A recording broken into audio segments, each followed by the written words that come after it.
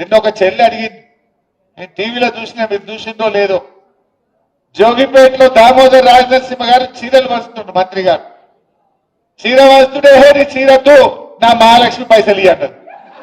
ఇంకా 62,500 ఫస్ట్ ఇచ్చినాక మాట్లాడు అని మంత్రి గారికి ముఖం మీదనే చెప్పిందా లేదా? మొన్న ఒక మంత్రి గారు వివేక్ గారు చెన్నూరులో తిరుగుతుంటే ఈ రోడ్ ఎట్లుంటది, బుగ్గలు లేవు, ఏం సంగతి అని ప్రజలు చెన్నూరులో మంత్రి గారి మీద తిరగబడ్డారు.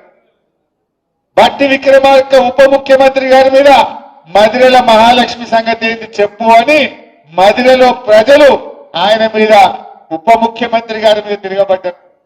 ఇవాళ పొద్దుగాల ఇంకో మంత్రి పొన్నం ప్రభాకర్ హైదరాబాద్ లో తిరుగుతుంటే జనం పొన్నం ప్రభాకర్ ను నిలదీసినటువంటి పరిస్థితి. కాంగ్రెస్ పరిస్థితి ఏంటి? మంత్రులను ఉప ముఖ్యమంత్రిని ఎక్కడికక్కడ ప్రజలు నిలదీస్తున్నటువంటి పరిస్థితి ఉంది. ఓపిక పట్టిండ్రు, 1 సాల్ 2 సాల్ 2 ఏళ్ళు ఓపిక పట్టిండ్రు. ఇప్పుడు నిలదీసే పరిస్థితి మనం చూస్తా ఉన్నాం. అంటే ఇక ప్రజలు నిలదీస్తున్నారని డైవర్షన్ టాక్టిక్స్. నిన్న నాకు సిట్ నోటీస్ ఇచ్చిండు, ఇంకా ఇవాళ రేపు కేటీఆర్కి ఇస్తాడు.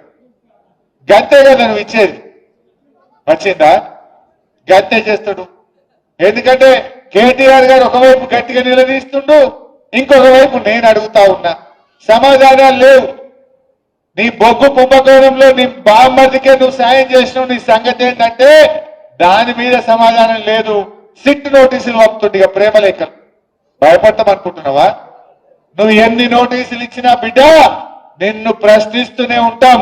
మహాలక్ష్మి ఇచ్చేదాకా అడుగుతాం, రైతు రుణమాఫీ అడిగేదాకా అడుగుతాం, నువ్వు అవ్వాతాతలకు 4,000 ఇచ్చేదాకా అడుగుతాం, నువ్వు తులం బంగారం ఇచ్చేదాకా అడుగుతూనే ఉంటాం.